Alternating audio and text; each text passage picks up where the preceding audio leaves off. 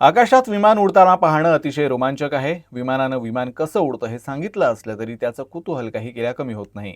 अशात दुधाची तहान ताकावर भागली तरी चालते. खरोखरच विमान नसलं तरी त्याच्या प्रकृतीतून कसरती पाहायला मिळाल्या तरी समाधान मिळतं.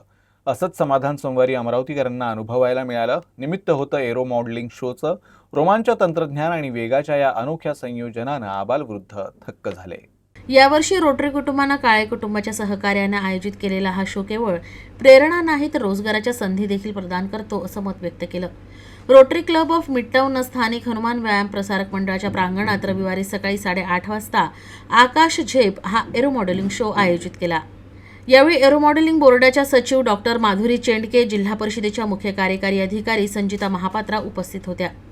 सकाळी 9:15 वाजता आकाशात विविध प्रकारची विमानं उडाली. या विमानांच्या निर्मितीला प्रेरणा देणाऱ्या पक्षाच्या आकारात डिझाईन केलेलं विमान आकाशात उडवलं गेलं.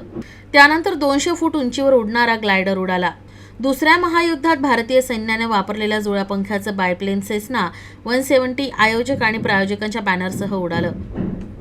जेव्हा तरुण भरती होतात तेव्हा त्यांना या टी-टेल ट्रेनरचा वापर करून आकाशात उडण्याचं प्रशिक्षण दिलं जातं. Knife edge spin, rifle roll, सरळ रेषेत प्रवास करणारं विमान अचानक 8 ते 10 वेळा फिरतं.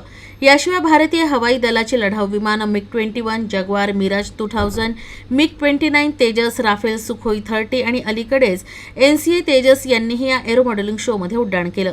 कोणत्याही एरो मॉडेलिंग शोमध्ये विमानाची रचना महत्त्वाची असते, तरच त्याचं उड्डाण अधिक शक्ती देते. या गोष्टी उपस्थित प्रेक्षकांना व्यावहारिक माध्यमातून सांगण्याचा प्रयत्न करण्यात आला.